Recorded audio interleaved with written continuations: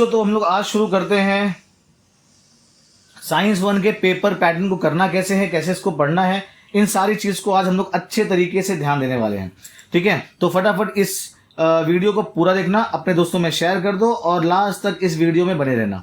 ठीक है, science 1 and technology जो अपना सब्जेक्ट है, ये अपने को 40 मार्क्स का आता है। सिंपल सा इसका पेपर पैटर्न है, लेकिन इसमें क्या है, थोड़ी सी दिक्कत ये है कि इसमें बहुत सारे क्वेश्चन है। आप लोग को लॉज आते हैं, रिएक्शन आता है, डेफिनेशन आता है, ट्रू एंड फॉल्स है, चार्ट है, एक्टिविटी बेस्ड क्वेश्चन है, गिव रीजंस है, कभी एग्री डिसएग्री है, एनालॉजी है कि नहीं, प्रॉपर्टीज है, रिएक्शंस है, न्यूमेरिकल्स है।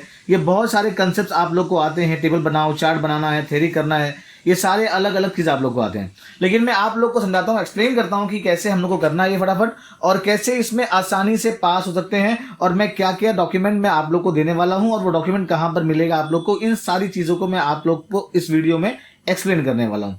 तो फटाफट आप लोग आ जाओ, जरा इसको देखो जल्दी फटाफट कि हम लोग को देखो, जो क्वेश्चन नंबर 1 है साइंस 1 में, वो डिवाइडेड है 2 पार्ट में। एक है आप लोग का क्वेश्चन नंबर 1 का ए और एक है बी।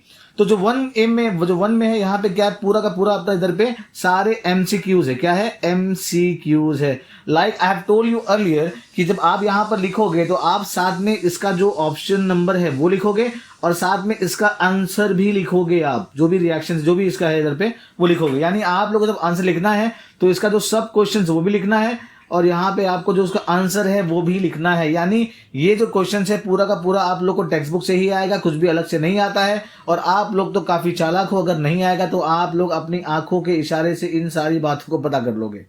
ठीक है, चलो अभी ये वाला बात हो गया। अब यहाँ पे अपने को सेकंड वाला पार्ट आता है। सेकंड वाले पार्ट में आपको क्वेश्चंस कुछ अलग तरीके से पूछता है, यानी आपको डिफरेंट तरीके से क्या करता है, सवाल पूछता है। ये भी 5 मार्क्स का हम लोग को, लेकिन इसमें क्या क्या पूछता है चलो हम लोग थोड़ा सा और क्लियरली मैं आप लोग को इन्फॉर्म कर देता हूँ, बता देता हूँ। This part contain 5 different types of objectives, यानी यहाँ पे भी ऑब्जेक्टिव्स है। जैसे अपने को क्वेश्चन नंबर 1 के ए में सिर्फ और सिर्फ MCQs था पूरे 5 मार्क्स के लिए, लेकिन यहाँ पे 5 मार्क्स के लिए हम लोग को 5 अलग अलग टॉपिक यहाँ पे क्या करना पड़ेगा, एक्सप्लोर करना पड़ेगा। यहाँ पे कुछ भी आ सकता है उनके हिसाब से जो उन्होंने बनाया होगा। ठीक है, तो बहुत सारे बच्चे को पेपर पैटर्न अभी भी नहीं मालूम होगा, तो जरा मैं उनको इन्फॉर्म कर दूं, बता दूं कि आपको इस तरीके से आपको पेपर क्या करना है, परफॉर्म करना है। तो यहाँ पे अलग अलग टाइप के क्वेश्चन क्या क्या आपको आते हैं। आपको ऑड एंड आउट आएगा, आपको कोरिलेशन आएगा, आपको मैथ्स द कॉलम आएगा, ट्रू एंड फॉल्स आएगा, गिव द नेम्स या मॉलिक्यूलर फॉर्मूला आएगा इधर पे, डायग्राम बेस्ड क्वेश्चन आ सकते हैं आप लोग को, या फ्लो चार्ट आप लोग को आ जाएगा, या आप लोग को आ जाएगा यहाँ पे एनालॉजी आ जाएगा आप लोग को, यानी इसका ये तो इसका क्या होगा बताओ, है कि नहीं। तो ये सारी चीज़ें आप लोग को यहाँ पर आ जाएंगी यहाँ पे। तो इन सारी चीज़ों को हम लोग को बहुत अच्छे तरीके से करना है, देखना है बराबर से, और इसके अंदर गलती करके क्वेश्चन रिपीट नहीं करना। जहाँ पे आप आंसर्स लिखोगे तो जैसे ऑड मैन आउट है तो वहाँ पे लिखो ऑड वन, जैसे लिखा आपने ऑड वन लिखा उधर पे, तो जो आंसर्स रहेगा उसको अंडरलाइन करना बहुत जरूरी है। कोरिलेशन में अंडरलाइन करना बहुत जरूरी है। मैथ्स द कॉलम में ये डंडी नहीं मारना बेटा, जो कॉलम रहेगा उसके सामने, फॉर एग्जाम्पल ए का आंसर D था तो आप उसके सामने उसका आंसर्स लिख दोगे और आंसर को अंडरलाइन कर देना। तो प्रेजेंटेशन बहुत जरूरी है इसके अंदर। अगर आपने सही तरीके से उसको अच्छे तरीके से प्रेजेंट किया तो आपका बहुत सारा काम वहां पे क्या होने वाला है, हो जाएगा। इससे आपको बिल्कुल भी दिक्कत होने वाली नहीं है। चलो हम आगे बढ़ते हैं इसके कि आगे भी हम लोग क्या करना है। अब क्वेश्चन नंबर जो 2 है, जो 2 का ए है, अब ये पूरा का पूरा दम जो है वो पूरा का पूरा डिवाइड किया हुआ है आप लोग के लिए, सिर्फ और सिर्फ गिव रीजन के लिए। यहाँ पे आपको 3 क्वेश्चन आते हैं, 2 मार्क्स का एक अपने को आता है गिव रीजन, जहां पे हम लोग को 2 करना होता है आउट ऑफ 3, यानी 3 गिव रीजन आप लोग को दिया होगा, आप लोग करना है कितना, यहाँ पे 2 गिव रीजन आप लोग को करना है। ठीक है, अब यहाँ पे एक चीज और आप समझ लेंगे यहाँ पे कि आप लोगों को कैसे कैसे ये चीजें आप लोग को आती हैं। ठीक है, अब यहाँ बोला minimum 1 question from chemistry, 1 question from physics. अब फिजिक्स के बोलेगा यहाँ पे क्वेश्चन बोलेगा अगर पे, तो आप लोग को एक क्वेश्चन यहाँ पे आ जाएगा। जैसे केमिस्ट्री बात किया तो केमिस्ट्री में आप लोग को आ जाएगा मेटलर्जी का आ जाएगा, है ना, कार्बन कंपाउंड आप लोग को आ जाएगा, है ना। फिर जो आप लोग को रिएक्शंस है चैप्टर नंबर 4, है ना, एंडोथर्मिक रिएक्शन, एक्सोथर्मिक रिएक्शंस, वहां पे आप लोग को आ जाएगा इधर पे। तो इन सारी चीजों को भी आपको क्या करना है, सही तरीके से देखना है, परफॉर्म करना है। और फिर यहाँ पे आएगा फिजिक्स में, तो आप लोग को पूछ लेगा ग्रेविटेशन बता दो। ठीक है, ठीक है। फिर यहाँ पे आपको लेंसेज आप लोग को यहाँ पर आ जाएगा। फिर इसके बाद में आप लोग को आ जाएगा पीरियोडिक टेबल, आप लोग को यहाँ पर आ जाएगा। तो इन सारे चैप्टर्स को आप लोग को अच्छे तरीके से परफॉर्म करना है, यानी गिव रीजंस आप लोग को इन चैप्टर में से आ जाएगा।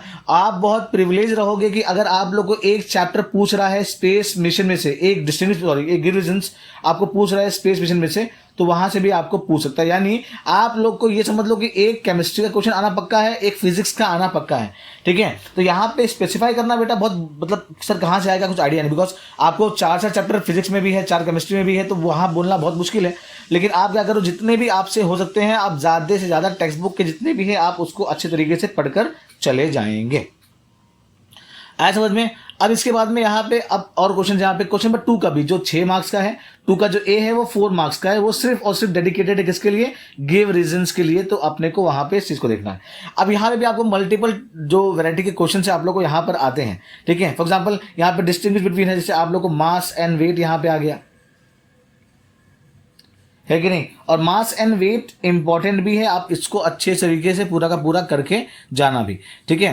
ऐसे आप लोग को ACDC आ गया है ना, ऑलरेडी करंट डायरेक्ट करंट, या आप लोग को यहाँ पर भी वो चीज़ आ गई। अच्छा, उसके बाद में ये सारा काम करने के बाद में आप लोग को न्यूमेरिकल प्रॉब्लम भी आ सकते हैं, laws and principles, short notes, chemical reaction, flow chart, distinguish between, properties, उसके एग्जांपल्स, और कोई भी ऐसा क्वेश्चन जो अपने हिसाब से वो लोग बना करके पूछ सकते हैं। अच्छा, अगर आप लोग को अगर कोई लाइक अपना फ्लो चार्ट अगर आप लोग को आ गया, या कोई कैरेक्टरिस्टिक या यूज डिसएडवांटेज या कुछ भी आ गया आप लोग को, तो आप जैसे आप लोग को बॉक्सेस वहाँ पे दिया होगा, आपको बॉक्सेस प्रॉपर लिख करके उसके नंबर्स भी सही तरीके से डालने होंगे, और अगर वहाँ पे ब्लैंक होगा तो ब्लैंक आपको सही तरीके से पूरा का पूरा परफॉर्म करना होगा। अच्छा, इन दिस केस अगर आपको कोई केमिकल रिएक्शन आता है, डिकम्पोजिशन रिएक्शन आ गया, डिस्प्लेसमेंट रिएक्शन आ गया, डबल डिस्प्लेसमेंट रिएक्शन आ गया, तो जो आपका वहाँ पे रिएक्शन दिया हुआ रहेगा, साथ साथ में उसका जो रिएक्शन आप लिखोगे उसको आपको क्या करना है, अंडरलाइन भी करना है, बिकॉज वो क्या है, बहुत ज़रूरी है, वो दिखाता है कि आपका आंसर वहाँ पर है।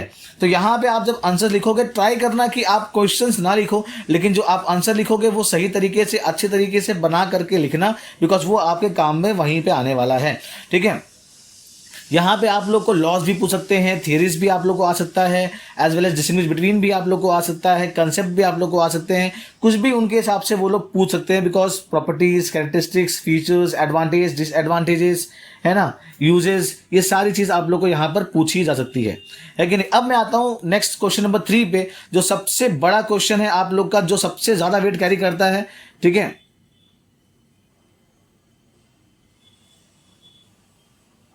जो सबसे ज़्यादा वेट कैरी करता है आप लोग का, ये है क्वेश्चन नंबर 3, ठीक है। ये आप लोग को आता है 15 मार्क्स का। यहाँ पे सर 8 क्वेश्चन दिए होते हैं, हमको करना होता है कोई 5 क्वेश्चन, यानी 5 क्वेश्चन, एक क्वेश्चन होता है 3 मार्क्स का, यानी कुल मिलाकर के हो गया 15 मार्क्स का। तो ये 15 मार्क्स हम लोग को यहाँ पर हम लोग को निकालने होते हैं, ठीक है। अच्छा, अच्छी बात ये है इसके अंदर कि इसके अंदर आपको मेजरली बहुत सारे क्वेश्चन एक्टिविटी बेस के ऊपर मिलते हैं आप लोग को, ठीक है। आपको ऐसा होगा कि 8 क्वेश्चन में से आपको कम से कम 5 क्वेश्चन ना एक्टिविटी बेस्ड क्वेश्चन मिलने वाले हैं, और 3 क्वेश्चन जो रहेंगे वो थियरीज हो सकते हैं या शॉर्ट नोट्स हो सकते हैं, है कि नहीं।